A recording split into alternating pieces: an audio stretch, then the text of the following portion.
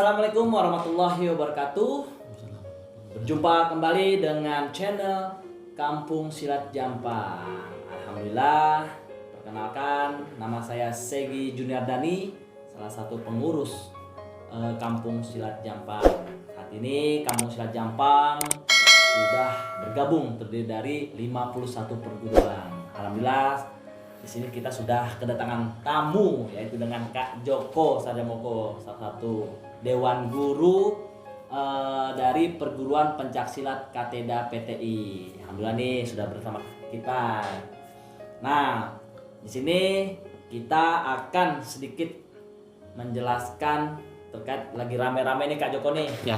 Lagi rame-rame nih, sebelum kita masuk di ini, kita sedang rame terkait dengan sistem kepelatihan yang saat ini kan lagi rame nih. Berlatih pencaksilat sampai menimbulkan korban ya, ada meninggal dunia gitu ya. Nah, sebelum kita masuk ke tema tersebut, kita tanya tentang Kak Joko nih. Kak Joko sudah berapa lama berlatih dan melatih silat di perguruan nih? Oke, terima kasih. Assalamualaikum warahmatullahi wabarakatuh.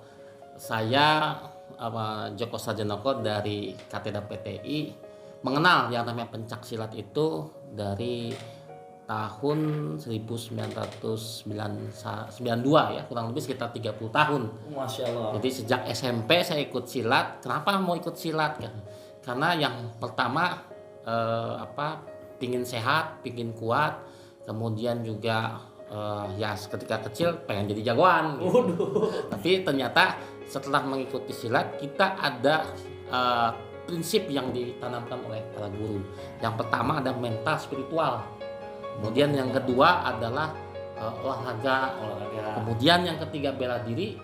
Yang keempat adalah seni budaya tradisionalnya. Nah, ini yang tadinya mau jadi jagoan ternyata mendapatkan pelatih yang cukup bagus, mumpuni, sehingga saya mendapat yang namanya pelajaran keempat ini gitu.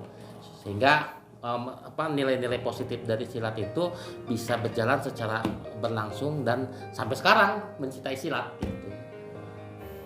Untuk selama ini belajar silat tuh udah berapa murid kah yang sudah tersebar? Kalau murid cukup lumayan banyak ya. Saya melatih sejak SMP kelas 3. Yang dilatih itu adalah teman-teman SMK. Ya, ketika saya berlatih melihat pakai seragam SMP, ternyata ketika pakai pakaian silat malah gurunya anak-anak SMK gitu. Jadi dalam hal ini pengalaman yang saya dapat itu adalah networking. Kemudian yang kedua adalah bisa memberikan motivasi atau mendapatkan motivasi. Nah, sekarang udah jadi pelatih atau jadi guru, jadi bisa memberikan motivasi kepada teman-teman bagaimana pengalaman mengikuti silat ini ternyata bisa menjadi jalan hidup silat ini, terutama nilai-nilai kebaikan.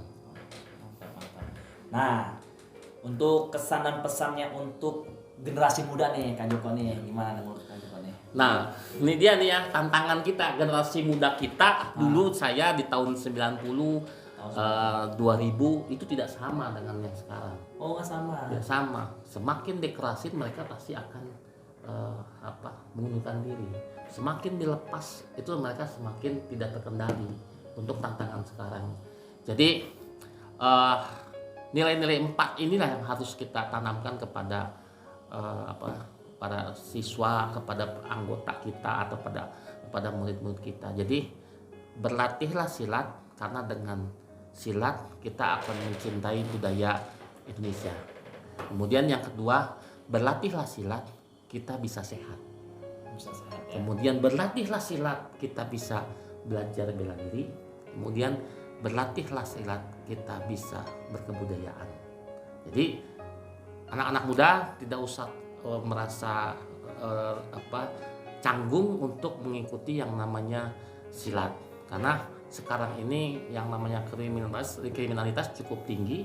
Maka dengan berlatih silat kita bonusnya itu adalah bela diri. Jadi tujuan utama silat yang tadi dulunya kita harus menjadi jagoan udah tidak lagi zaman sekarang ini. Jadi untuk berlatih silat itu adalah sebagai rekreasi gitu. Rekreasi anak-anak muda, anak-anak anak-anak yang mau mengikuti silat ini adalah sebagai rekreasi. Dari rekreasi kemudian kita mendapatkan sehat, kemudian yang ketiga mendapatkan bela diri, yang keempatnya kita akan mendapatkan mental spiritual. Nah, yang masuk dari intinya sekarang dan yang berikutnya Kak Joko lagi rame nih sekarang nih, tanggapan nih dari Kak Joko kan, tanggapan terhadap oknum nih sekarang nih, oknum pelatih yang memberikan pelatihan dan ujian sehingga mengakibatkan murid cedera dan meninggal. Tuh gimana tuh? Nah, menurutnya Kak Joko nih? Ketika saya belajar silat, pasti akan ketemu yang namanya cedera. Itu resiko. Tapi bagaimana kita meminimalisir yang namanya cedera? Maka oleh karena itu kita mesti punya kurikulum.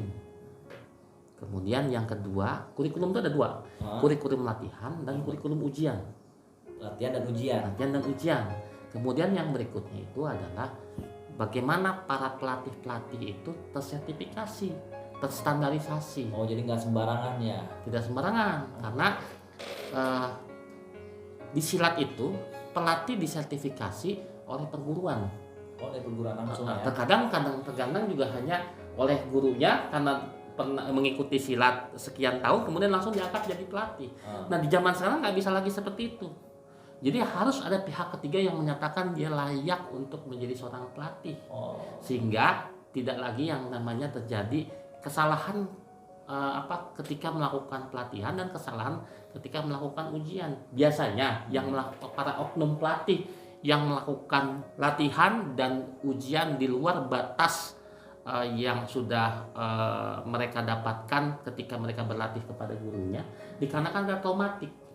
Nah, traumatik itu adalah ketika dia diperlakukan yang sama oleh seniornya. Nah, ini yang harus kita putus mata rantainya dengan apa? Dengan sertifikasi. Karena untuk menjadi seorang pelatih itu dibutuhkan bukan hanya sebatas pengalaman, tetapi harus sebatas juga dengan yang namanya sikap dia sebagai melatih. Karena kompetensi itu ada 3 ukuran. Yang pertama sikap kerja atau sikap pelatihan, mereka melakukan pelatihan, kemudian pengalaman dan keahlian. Tapi itu tidak cukup. Yang terakhir itu adalah bagaimana mereka bisa berkomunikasi yang baik itu kepada para muridnya. Jadi ketika latihan, ujian, kita pasti akan ketemu yang namanya cedera. Tapi jangan sampai terjadi cedera itu akibat kesalahan pelatih atau kesalahan ketika melakukan satu gerakan sampai fatal ya. Sampai fatal, karena kita tidak bisa melakukan pelatihan dengan cara yang sama untuk anak-anak kecil, remaja, dewasa dan orang tua. Nah, ini harus di-cluster. Itu seperti anak-anak kecil dari misalnya umur di bawah 12 tahun gitu. Itu jangan dengan benturan yang seperti dilakukan oleh remaja dan dewasa. Kemudian orang tua juga sama, tidak bisa dilakukan benturan karena kan psikologi manusia semakin tua itu pasti akan mengalami penurunan. Gitu. Nah, jadi kemudian yang paling penting itu menilaikan kepada para pelatih ini oleh guru-guru besarnya dan pelatih kepada muridnya nilai-nilai mental spiritual. Karena itu yang akan membentengi yang namanya pelatihan dan ujian sehingga masih di batas kewajaran sehingga tidak mengalami cedera atau mengalami sampai amit-amit sampai meninggal ya. Itu. Kemudian juga contohnya ada kita semua silat banyaknya gerak macam-macam ya. Tetapi tidak ditambah dengan unsur pernapasan. Nah, justru dengan pernapasan ini kita bisa melihat orang mau dipukul atau ditendang ketika dalam posisi masih bernafas untuk perguruan tertentu itu apalagi anak kecil, apalagi remaja gitu.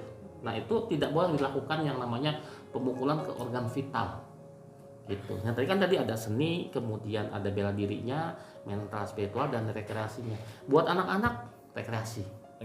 Ya. Seperti apa tuh rekreasinya Kak Joko? Rekreasinya itu biar teman-teman bisa ini. Pola latihan, pola ujiannya dibuat seperti game. Game. Ya, game itu dibuat pola latihan game. Kemudian dilatih sikap seperti bagaimana sportivitas. Mental spiritual itu dimulai dari kecil. Nah, mulai dari remaja sampai ke dewasa dilatihlah yang namanya seni dan bela dirinya. Itu nanti untuk mental spiritual itu dilatih nanti di anak-anak sampai dewasa. Jadi yang pasti sih untuk rekreasi itu anak-anak. Jadi memang ada khusus buat pelatihan untuk anak-anak ada. Oh, ada bertahap ya. Oh, tapi untuk itu semacam kayak kurikulum juga tuh jatuhnya. Nah, itu kurikulumnya. Apa yang boleh, apa yang tidak boleh, apa yang pantas dilakukan, apa yang tidak pantas dilakukan. Sehingga dalam hal ini para pelatih dibentengin oleh namanya SOP kurikulum yang disepakati atau dibuat oleh perguruan.